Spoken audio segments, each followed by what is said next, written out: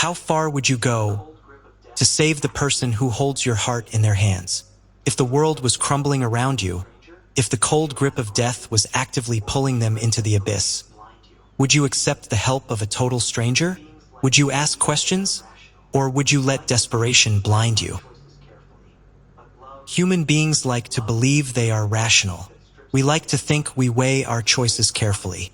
But love is a beautiful disease that strips away our logic.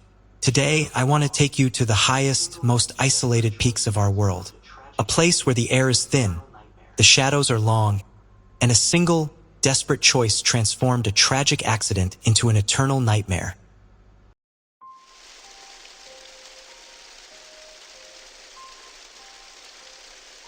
The year is unspecified, but the feeling of isolation is timeless.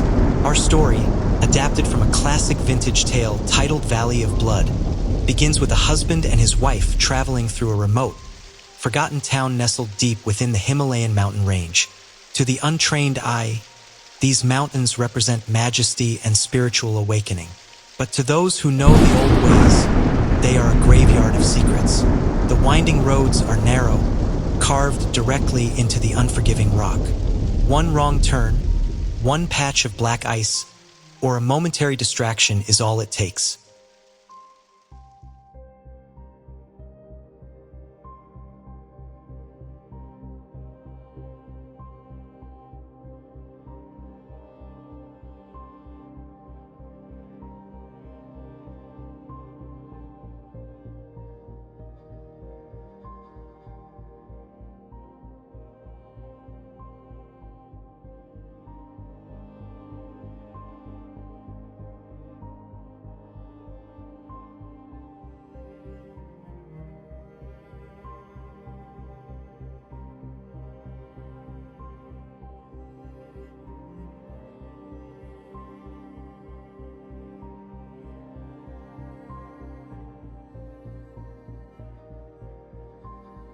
It happened in a heartbeat, a near-fatal accident that shattered the silence of the valley. The vehicle lay ruined. The husband survived with minor injuries, but his wife, his beloved wife, was dying. The jagged glass and twisted metal had done their work. Imagine the horror of being in the most remote corner of the earth, holding the person you love as their life literally flows out onto the frozen dirt. There are no hospitals here, no ambulances, no cell reception, only the howling wind and the terrifying realization that she has minutes left to live.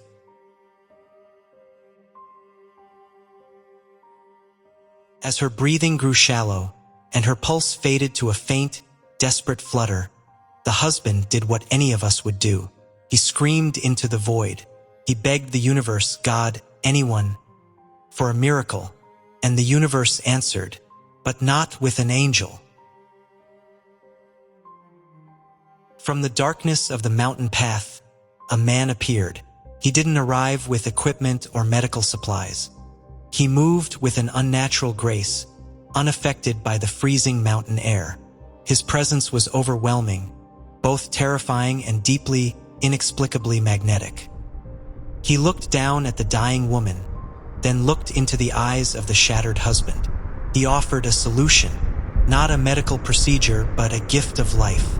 He said, I can save her. My blood carries a vitality that can conquer death itself. But you must let her drink. Think about that moment. You are staring at a stranger who claims his blood can reverse mortal trauma. In any normal scenario, you would think he was mad. But when you are drowning, you don't question the hand that reaches down to pull you out, even if that hand belongs to a monster. Driven by a blind, primal need to keep her alive, the husband nodded. He accepted the pact. He allowed the stranger to press his bleeding wrist against her pale lips. And like a shockwave, the miracle took hold. The strange blood entered her system, and the transformation was instantaneous. The bleeding stopped. The deep, fatal wounds began to close as if time itself was reversing. Her eyes snapped open. The husband wept. He fell to his knees, thanking this mysterious savior, overwhelmed by a debt of gratitude he knew he could never truly repay. They returned to their lodgings in the remote town. She was alive. She was breathing. The nightmare was over. Or so he desperately wanted to believe.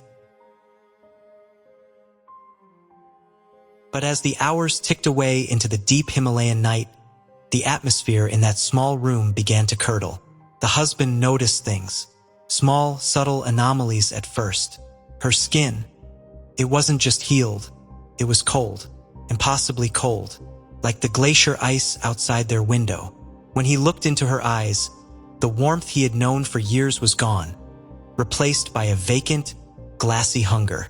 She didn't want food. She didn't want water. She just stared into the dark, listening to a voice he couldn't hear.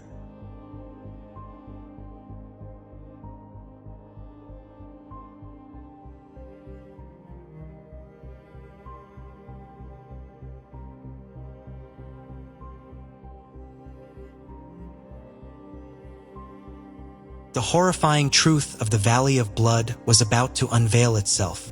The stranger on the mountain road was no guardian angel, nor was he a simple traveler. He was an ancient predator, a creature that had survived for centuries in the isolated, dark corners of the world, feeding on the lost and the forgotten. A vampire. He hadn't saved the wife out of mercy. He had seen an opportunity to claim something rare. By forcing his ancient, cursed blood into her dying veins, he hadn't brought her back to life. He had overwritten her humanity.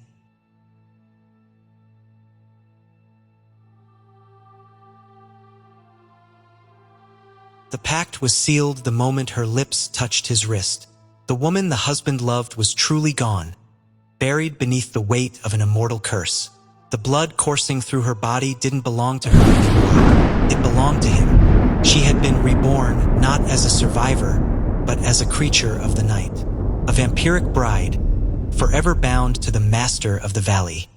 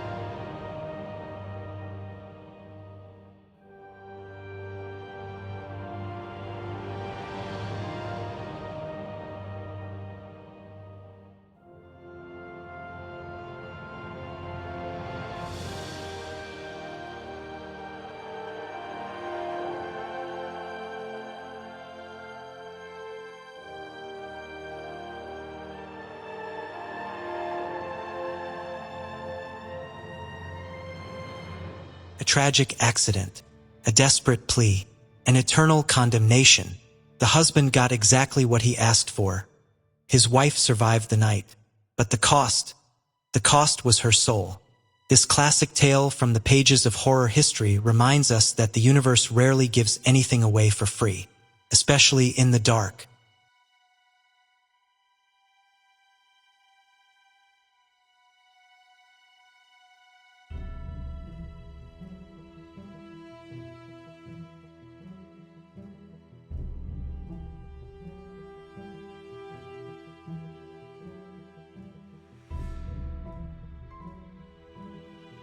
So, I leave you with one final thought tonight. If you found yourself in that frozen valley, watching the love of your life slip away, would you have the strength to let them go? Or would you press your lips to the stranger's wrist, knowing a monster was waiting on the other side?